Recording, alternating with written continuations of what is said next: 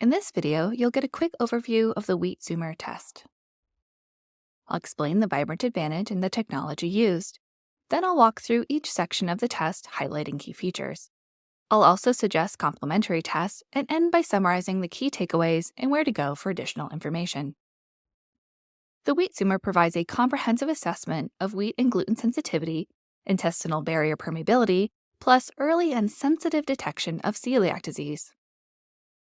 The global prevalence of celiac disease is estimated to be around 1.4% of the population.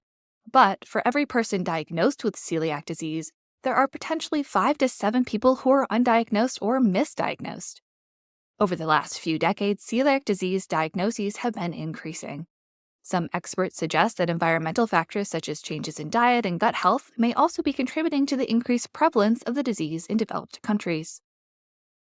Non-celiac gluten sensitivity is a condition where individuals experience symptoms related to gluten or wheat ingestion but do not have celiac disease or a wheat allergy.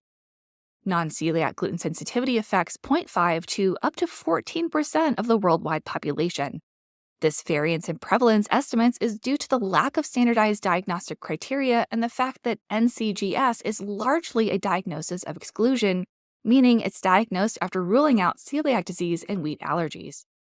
However, awareness of gluten sensitivity has been increasing in recent years, partly due to the popularity of gluten-free diets and the introduction of wheat and gluten sensitivity tests. Vibrant's wheat zoomer is a blood test that can be collected via venipuncture or dried blood spots. Fasting is not required, and there are no dietary or medication restrictions.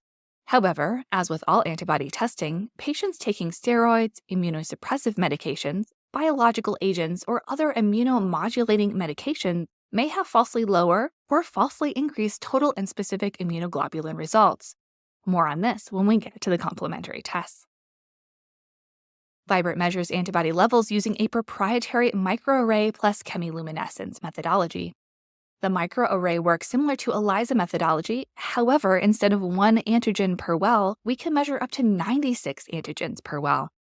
This is possible because we attach antigens to silicone wafers, then dice the wafers into tiny microchips. Then arrange those microchips, one for each antigen, in a 4x4 or 10x10 grid atop one pillar on a 96 or 24 pillar plate. The pillar plate is then submerged into the patient blood sample, allowing for simultaneous analysis of a large number of analytes from a single sample.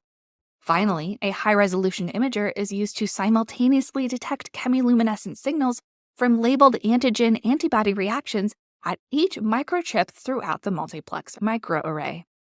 Amplified chemiluminescent signals with high signal-to-noise ratio provide high sensitivity, meaning very few false negatives, and this automated process allows for high-throughput, sensitive, and specific analysis of multiple biomarkers from minimal sample volumes. Before we dive into the actual report, I want to remind you that you get to choose how much information to include in the report you download for yourself or the report you share with your patients. You have 3 options: summary, summary with interpretation, and all markers. I'll be going over the report that includes all 3 options combined, as it is the most comprehensive. Let's start with a quick overview.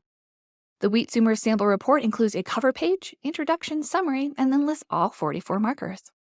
The cover page identifies the sample type and includes the results interpretation key.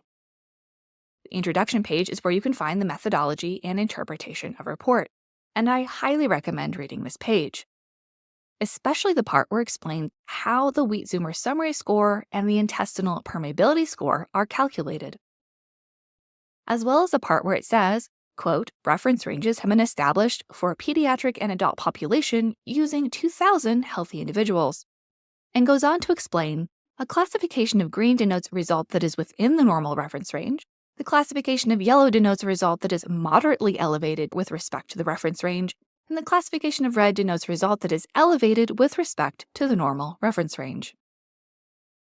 The summary shows the elevated and moderately elevated results along with the interpretive comment.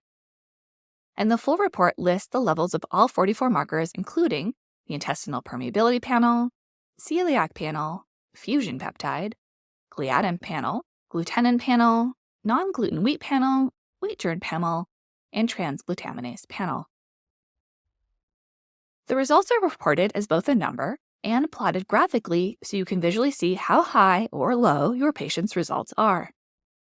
In this example, the patient has normal blood levels of zonulin, but elevated IgA and IgG antibody levels to zonulin. And this is quite common.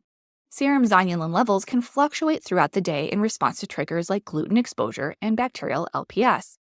In contrast, zonulin antibodies are more stable and provide historical exposure insight. The half-life of IgG is 21 days, so once your immune system creates an IgG antibody to zonulin, it tends to stick around for a while. In this way, serum zonulin levels reflect a snapshot in time, whereas anti-zonulin is more like a report card, reflecting how often zonulin has been elevated in the past months. Therefore, if you collected a blood sample while fasting, zonulin is often normal, while anti-zonulin can be elevated. If you want to learn more about markers that are outside the reference range, you can scroll back to the summary and read the interpretive comment. So, which patients benefit most from this test? Well, patients with suspected gluten or wheat sensitivity, patients with suspected intestinal permeability, aka leaky gut syndrome, those with gastrointestinal inflammation causing diarrhea or constipation, cramping, nausea, or discomfort after eating, patients who suffer from headaches or migraines, those with neurological symptoms like memory loss, balance problems, numbness, tingling, or anxiety, and patients presenting with skin rashes such as dermatitis herpetiformis. Before we talk about complementary tests, I want you to think about Dr. Sidney Baker's TAC rules. Rule number 1. If you're sitting on a TAC, it takes a lot of aspirin to make the pain go away. In other words, it's difficult to heal if you don't identify the root cause of your symptoms. Rule number 2. If you're sitting on 2 TACs, removing one does not necessarily result in a 50% improvement in symptoms. In other words, sometimes there is more than one root cause contributing to your symptoms. In addition to the wheat zoomer, consider the Celiac genetics panel, which detects mutations in the HLA-DQ2 and HLA-DQ8 genes, which indicate a patient's risk of developing celiac disease. Also the gut zoomer, which assesses gastrointestinal function and the microbiome, important because intestinal permeability may be due to poor digestive output, gut pathogen infection, and/or dysbiosis. With neurological issues, check out the NeuroZoomer Plus because a leaky gut can often be associated with a leaky brain. In fact, lipopolysaccharides LPS can cross the blood-brain barrier and induce neural inflammation, neural toxicity, and neural autoimmunity. Another test to consider is a lectin zoomer, which assesses the body's immune responses to lectins in many foods. This is especially helpful if there's an immune response to wheat germ glutenin, which is the lectin component of wheat. And then also the autoimmune zoomer, since studies have found an overlap between wheat sensitivity and autoimmune diseases such as thyroid disease and rheumatoid arthritis due to molecular mimicry. And finally, total immunoglobulins. Serology testing is based on normal functional immunoglobulin production. The total immunoglobulins test assesses the number of immunoglobulins, which is helpful in those with suspected immune function compromise or those undergoing IV IgG therapy. In summary, the wheat zoomer uses highly specific and sensitive microarray methodology to measure 44 antigens, providing a comprehensive assessment of wheat sensitivity and intestinal barrier permeability, plus early and sensitive detection of celiac disease. To learn more, visit the link in the video description. If you have questions, please ask them in the comments below this video. Thanks for watching, and I hope you have a vibrant day.